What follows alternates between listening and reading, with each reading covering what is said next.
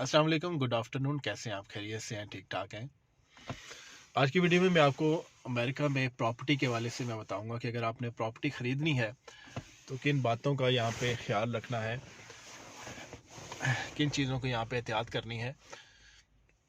एक बात प्रॉपर्टी ख़रीदते वक्त जहन में रख लें कि यहाँ पे जितने प्रॉपर्टी डीलर्स हैं, जितने यहाँ पे जो वकील होंगे जो उससे प्रॉपर्टी से रिलेटेड होगा, जो लॉयर होता है, फिर इसके अलावा जो होम इंस्पेक्टर होता है और स्पेशली ख़ासकर जो प्रॉपर्टी डीलर से के थ्रू आया होता है, ये तमाम, और जो बैंक होता है, चार चीज़ें जो इन्वॉल्व होती हैं, ये गिद्ध की तरह काम करते हैं। अगर कोई शख्स समझता है कि आप इन पे ट्रस्ट कर सकते हैं और ये आपके मफाद में काम करेंगे, आपके बेनिफिट के लिए काम करेंगे, तो ये सिर्फ ऐसा शख्स ही सोच सकता है जिसका एक्सपीरियंस ना हुआ हो। अदरवाइज़ ये सब गिद्ध की तरह काम करते हैं और इनका काम किसी ना किसी तरह से जो शख्स ख़रीद रहा होता है उससे हर हर एक डॉलर निकलवाने की पूरी कोशिश करते हैं। एक कंसेप्ट अमूमी जो लोग बाहर से आए होते हैं उनका ये होता है कि भाई यहाँ बहुत ज़्यादा ईमानदारी है, बहुत ज़्यादा ख्याल किया जाता है, नाजायज़ नहीं किया जाता, लूटा नहीं जाता, इस तरह का ख्याल नहीं किया जाता। तो ये सब बातें जो है ना, जिसे कहते हैं ना दूर के ढोल सुहाने, उसी तरह से बातें हैं। हकीकत यहाँ पे ग्राउंड रियलिटीज़ बड़ी डिफरेंट है। जिस शख्स ने पहली दफ़ा कोई चीज़ जहाँ पे प्रॉपर्टी ख़रीदनी हो, कोई घर ख़रीदना हो, कोई अपार्टमेंट ख़रीदना हो, कंडोमिनियम ख़रीदना हो, तो फिर उसको जब वो काम प्रोसेस कर लेता है तो फिर उसको जो है ना समझ आती है कि मार्केट क्या थी और आपको किस किस जगह पे कैसे कैसे जो है ना डॉज जो है ना दिया जाता है।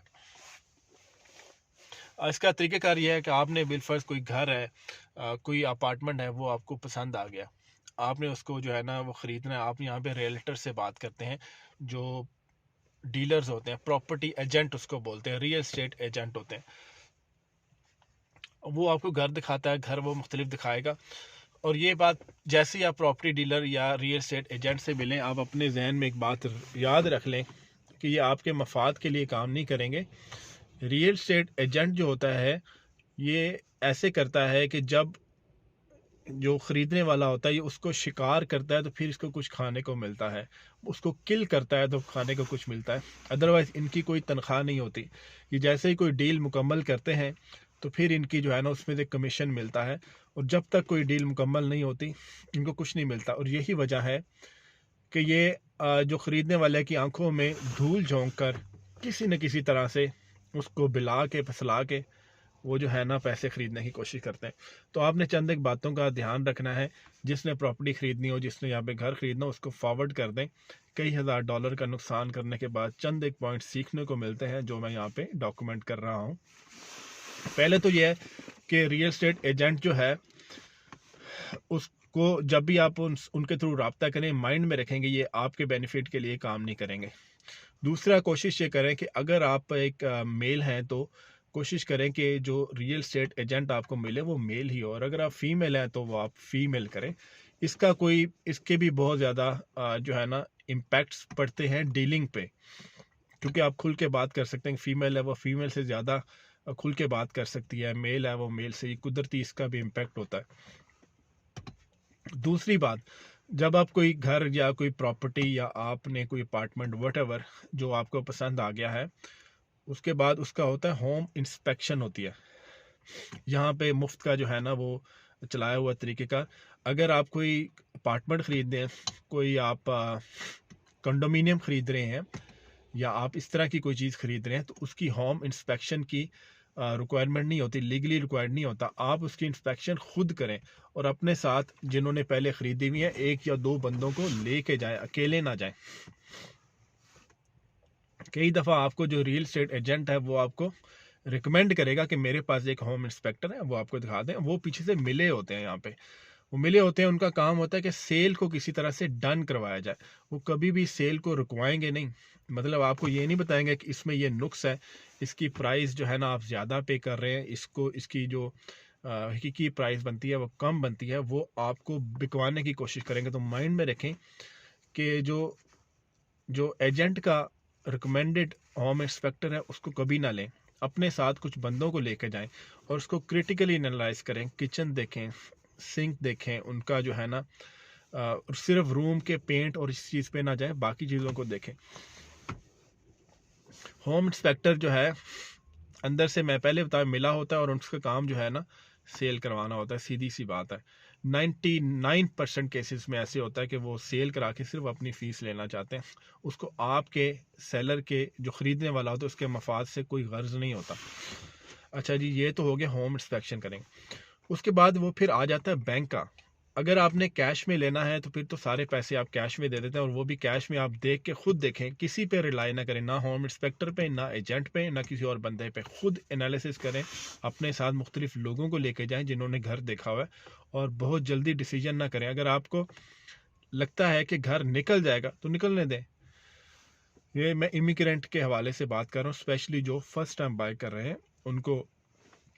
यहाँ पे मैंने प्रॉपर्टी जो है ना खुद दोस्तों की यहाँ पे जो ख़रीदी भी है, फिर देखी भी है, फिर उसको सेल आउट की भी गया। ये तमाम प्रोसेस करने के बाद चंद एक चीज़ें मैं डॉक्यूमेंट कर रहा हूँ फ़ायदे के लिए, जो देखने वाला जो पहली दफ़ा ख़रीदा। अच्छा, होम इंस्पेक्शन, फिर आप बिल फर्ज आपने कैश में नहीं लेना, आप बैंक पे रब्ता करते हैं, तो बैंक जो होते हैं ना, बैंक भी यहाँ पे लूटता है। आपने किसी एक बैंक से रब्ता किया ना, उससे लेने में जल्दी ना करें। आप ये बिल्कुल माइंड में ना रखेंगे वो बैंक आपके मफाद के लिए काम करेगा। वो बैंक भी गिद्ध होती है यहाँ पे, ये लूटते हैं, यहाँ पे हर तरह से लूटते हैं। इस मुल्क में अगर कानून ना हो ना तो इतनी बेईमानी हो कि किसी इंसान की सोच है।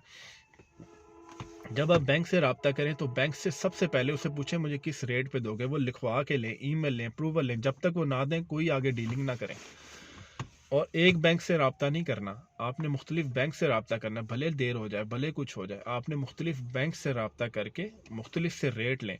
फिर दूसरी बात है कि बिल फर्ज आपको एक बैंक वो ठीक लग गया, आपको लग गया कि रेट चले ठीक है, मैं इस रेट पे वो ले लेता हूँ, और उसके बाद फिर ये कहते हैं कि हम आपको होम अप्रेजल करवाएंगे। होम अप्रेजल की बैंक फ़ीस लेता है। अगर आप समझते हैं कि होम अप्रेजल में जो बैंक है वो आपके घर या अपार्टमेंट या जिस जगह पे फिज़िकली विज़िट करके लेगा और देखेगा जो एजेंट बताता है, हालांकि ऐसा नहीं होता। वो अप्रेजल में क्या करते हैं, मार्केट को जो आप ज़िलों से या जो भी वेबसाइट से खुद जाके देख सकते हैं कि इस जगह पे घर, मकान या अपार्टमेंट कितने के सेल हो रहे हैं, आप खुद देख सकते हैं। वही काम बैंक जो है ना घर में अपनी जगह ऑफिस में बैठा हुआ करेगा और आपसे 450 या $500 फ़ीस ले लेगा। उसके बाद मुख्तलिफ फ़ीस लेगा। तो कोशिश ये करेंगे, बैंक को कहेंगे ये फ़ीस जो है हम नहीं देते, आप खुद लें। वो कहेंगे नहीं पे करते, उन्होंने कहा भाई मैं नहीं लेता लोन आपसे। मतलब लोन से जिस हद तक आप बच सकें बचें। चाहे लोन में सबसे बेहतर लोन घर का लोन है, घर के लोन में भी अगर आप बच सकते हैं तो मेरा जो यहाँ पे देखा हुआ एक्सपीरियंस है वो यही है कि बचें, लोन से बचें। स्पेशली तौर पे अगर आपने किसी जगह को आपको पसंद नहीं आ रही और आपने मूव आउट करना है, क्योंकि ये सारे जो है ना डेप्ट स्लेवरी में लेके आते हैं जो नया बंदा है। और यहाँ की जो अमेरिकन ड्रीम ही डेप्ट स्लेवरी है, हर तरह का डेप्ट होता है और ये फंसे होते हैं। जो लोग यहाँ पे तस्वीर दिखाते हैं तस्वीर का ये रुख दिखाएंगे, तस्वीर का ये रुख कोई नहीं दिखाएगा। यहाँ पे ये तस्वीर का जो रुख है ये बड़ा भयानक है। खाम में ये मुल्क डिप्रेशन में नंबर 1 नहीं है, कुछ चीज़ें हैं। अच्छा, मैं बैंक की बात कर रहा था, वो अप्रेजल में लेगा। उसके बाद फिर बैंक आपको कोशिश करेगा कि ज़्यादा इंटरेस्ट में फंसाए। जहाँ पे आपको 15% या 20%, 20 ईयर का लें, वो 20 ईयर के बजाय आपको 30 ईयर पे फंसाएगा कि आपको ज़्यादा इंटरेस्ट देना पड़े 30 साल में। 20 सालों में कम होता है, इवन 20 साल में रेट भी कम लगता है, लेकिन वो आपको 30 साल में लेके आने की कोशिश करेंगे। तो आपने बैंक के इस जाल से भी बचना है। ये लोग फंसाते हैं यहाँ पे, जो नए आने वालों के माइंड में होता है यहाँ पे इंसाफ है, यहाँ पे इंसाफ सिर्फ कानून की हद तक है। बाकी यहाँ पे जितने यहाँ पे चोर, जितने यहाँ पे गिद्ध हैं, जितने यहाँ पे डॉलर की हवस इस मुल्क में है, मैंने शायद दुनिया में कहीं और नहीं देखी। और क्योंकि होनी भी है, क्योंकि यहाँ पे सारे इमिग्रेंट्स आए होते हैं डॉलर की वजह से। डॉलर ने मोनोपली बुलाई हुई है तो उस वजह से आते हैं। अच्छा, बैंक जो है ना फिर वो रेट आपको वो ज़्यादा देने की कोशिश करेगा, वो कम की तरफ आपने कोशिश करनी है। और ये माइंड में हर स्टेप में रखना है कि ये आपके फ़ायदे में नहीं होंगे, इनको अपना फ़ायदा चाहिए, तो आपने अपना फ़ायदा देखना। अच्छा, बैंक जो है ना उससे रेट सारा कुछ पहले डिसाइड करें, उसके बाद किसी चीज़ पे साइन करें। जब तक आपको एक रेट वो चीज़ें नहीं पसंद आती तब तक उससे कोई फर्दर नेगोशिएशन, कोई साइनिंग, कोई चीज़ ना करें। अच्छा, बिलफर्ज आपने बैंक से कर लिया, बैंक आपको हर तरह से, मैंने पहले बताया, फंसाने की कोशिश करेगा।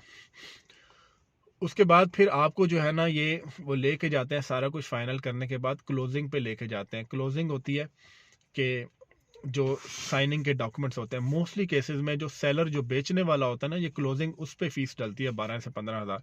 लेकिन बाज़ का जिसमें एजेंट मिला होता है या कुछ इस तरह होता है, वो कहता है नहीं आप अपनी क्लोजिंग पे करें। अक्सर जगह पे पे भी करते हैं अगर बहुत कोई अच्छी डील आ रही हो, लेकिन मोस्टली केसेस में जो बेचने वाला होता है वो क्लोजिंग पे करता है। तो वो जैसे आप समझ लें कोई आपने अपार्टमेंट परचेज करना है, कंडो इस तरह का छोटा परचेज करना है, तो उसकी जो क्लोजिंग फीस $6,000 से लेकर $9,000 के दरमियान कोई होती है, डॉक्यूमेंट्स की फीस होती है। अच्छा, उसके बाद फिर आखिर में लॉयर आता है, वकील आता है। मोस्टली केसेस में ना किसी हर जगह पे वकील की ज़रूरत नहीं होती, और वकील भी जब आप एजेंट के थ्रू हायर करते हैं या खुद लेके आते हैं, और अगर आप ये समझते हैं वकील आपकी फेवर में काम करेगा, आपको बचाएगा, तो ये बकवास है। जितने डॉक्यूमेंट्स हैं उसकी जितनी फीसें लिखी होती, सिर्फ उसको इंग्लिश से आपको आसान ट्रांसलेट करके बताएगा ये फ़लाँ फ़ीस है, ये फ़लाँ फ़ीस है। उसको भी अपनी फ़ीस से और अपने पैसों से गर्ज होती है। वो आधे घंटे में आपको जो है ना 25 दिन वो डॉक्यूमेंट साइन करवाया जाएगा, बताई जाएगा, और आपसे जितनी भी फ़ीस है यहाँ पे 400, 500 या $600 उस आधे घंटे के चार्ज करेंगे। और वो भी जो है ना गिद्ध की तरह के काम करते हैं, उनको आपके मफाद से कोई गर्ज नहीं होगा। अच्छा, तो वकील रखना चाहिए कि नहीं? मेरी तो जो एक्सपीरियंस है प्रॉपर्टी का देखने के बाद बेचना, तो मैं तो इसको अवॉइड करना ही पसंद करूँगा। स्पेशली अगर आपने छोटी अमाउंट की इन्वेस्टमेंट करनी है, मसलन आपने कंडोमिनियम या छोटा घर या छोटा टाउन हाउस लेना है, वकील से भी अवॉइड करें, होम इंस्पेक्टर से भी अवॉइड करें, और ये खुद इंस्पेक्शन करें, खुद देखें जाके चीज़ों के। अगर आप कहते हैं पाइप, अच्छा एक और चीज़, अगर आपने कंडोमिनियम या अपार्टमेंट लेना है तो इसकी होम ऑनर एसोसिएशन होती है, वो ये जिम्मेदार होती है पानी के और इस तरह के मसाइल की। तो उसमें कंडोमिनियम में आपको ये ज़रूरत ही नहीं पड़ती, आप खुद स्विच चेक कर सकते हैं, खुद आप अपना वायरिंग देख सकते हैं, खुद जो मेन चीज़ें हैं वो आप देख सकते हैं, खुद ये सारा काम आप खुद कर सकते हैं, इसलिए उनकी उनकी ज़रूरत ही नहीं होती। मैंने साथ ऊबर भी जो है ना वो किया हुआ है ऑन थोड़ी देर के लिए। अच्छा, तो होम ओनर एसोसिएशन जिम्मेदार होती है, तो आप इंस्पेक्टर को भी हायर ना करें तो इट्स बेटर। मैं रिकमेंड करता हूँ छोटी जगह पे इंस्पेक्टर को हायर ना, खुद बने इंस्पेक्टर, अपने साथ कुछ लोगों को लेके जाए जिन्होंने पहले प्रॉपर्टीज खरीदी होती हैं, तो अकेले ना जाएं। और वकील से भी जो है ना वो बचें, इसकी भी फीस से भी बचाएं। इससे बेहतर खुद देखें, खुद निगोशिएट करेंगे तो आप बेटर डिसाइड करेंगे, बेटर जो है ना वो कर सकेंगे। तो वो जो है ना फिर आपके अगर पता नहीं होगा, क्लोजिंग भी डालेंगे, फीस भी डालेंगे, और फिर आपको जो है ना एक लंबे चंबे जाल में फंसा के फिर बैंक वो क्या करते हैं, वो जो कर्जा आपको दिया होता है वो आगे किसी और कंपनी को बेच देता है फौरी तौर पे, उससे फिर आगे पैसे ले लेते हैं, इनकी जान छूट जाती है। $50-60 एक डील में बना के लेते। अब वो कर्जा जो आपको दिया हुआ है वो कर्जा आगे बिकेगा। इस तरह से ये चीज़ें चलती हैं होम जो बाइंग प्रोसेस में। तो इन चीज़ों का ख्याल रखना है कि ये रियल एस्टेट एजेंट ये गिद्ध हैं, होम इंस्पेक्टर ये गिद्ध हैं, ये आपसे पैसे लूटेंगे, आपने माइंड में रखना है। कोई जल्दी नहीं करनी, और बैंक से डीलिंग करनी है, एक बैंक से नहीं करनी। मेरा मशवरा क्या है कि आपको जो है ना कर्ज़ा लेना भी चाहिए। मेरा मशवरा ये है कि कर्ज़ा जो है चाहे किसी भी किस्म का हो, ये आपकी नींद को या आपके सुकून को ख़राब करेगा, आपकी जो जो टेंशन है उसको इजाफ़ा करता है। आप ये हदीस भी है कि कर्ज़ा जो है ना दिन का रात की नींद लेता है और दिन का चैन इस तरह से है वो चला जाता है कर्ज़े से, चाहे किसी भी किस्म का हो। तो यहाँ पे अमेरिका में तो डेप्ट स्लेवरी है, कर्जे में फंसे होते हैं, चाहे जितने मर्जी बड़े बड़े घर हैं, छोटे घर हैं, ये किसी न किसी तरह कर्जे में फंसे होते हैं। एवं ये मुल्क डिप्रेशन में नंबर 1 नहीं है, और ये डिप्रेशन फिर आगे दिमागी बीमारियों का बायस बनता है बड़ी तादाद में। तो मेरा मशवरा इन तमाम चीज़ों को देखने के बाद यह है कि अवॉइड डेट्स, और चुप कर, अवॉइड डेट से आप बचें जितना आप बच सकते हैं। और अगर फैसला कर ही लिया कि बस मैंने जो है ना अब बाकी ज़िंदगी यहीं पे रहनी है, मैंने किसी और मुल्क में नहीं जाना, तो उस सूरत में आप जो है ना डेप्ट में आना चाहते हैं तो फिर भी कैश ज़्यादा से ज़्यादा जमा करके कैश में बाय करने की कोशिश करें। और फिर भी कर्ज़े से बचने की कोशिश करें। ये मेरा यहाँ पे आँखों से देखने के बाद और मुख्तलिफ़ काम करने के बाद, मुख्तलिफ़ नुकसान करने के बाद मेरा ये मशवरा है। तो बाकी आगे आपकी मर्ज़ी है। मैं इसमें डिटेल भी step by step different videos भी बनाऊंगा कि ये रियल एस्टेट एजेंट है और इसका कितना काम होता है, इसको जो है ना ये कैसे काम करता है, कैसे फंसाता है, फिर उसमें जो home inspector step by step बाकी चीज़ें भी दिखाऊंगा। तो जहाँ से भी देख रहे हैं आपके दिल में जो भी जायज़ ख्वाहिश है वो रब पूरा करे, कोई दुख दर्द कोई तकलीफ़ है उसको रब दूर करे। तो शफकत वान टीवी देखते रहिए। डेप्ट स्लेवरी से बचें। If you are in United State और you want to come in United State, तो ये कर्जे की दलदल है। लोग मुझे कहते थे ये मीठी जेल है, तो मैं कहता था ये पता नहीं क्या कहते हैं, लेकिन सच कहते हैं, लेकिन जब तक आंखों से ना देखें यकीन नहीं होता। तो मिलते हैं नेक्स्ट वीडियो में। अल्लाह हाफिज़।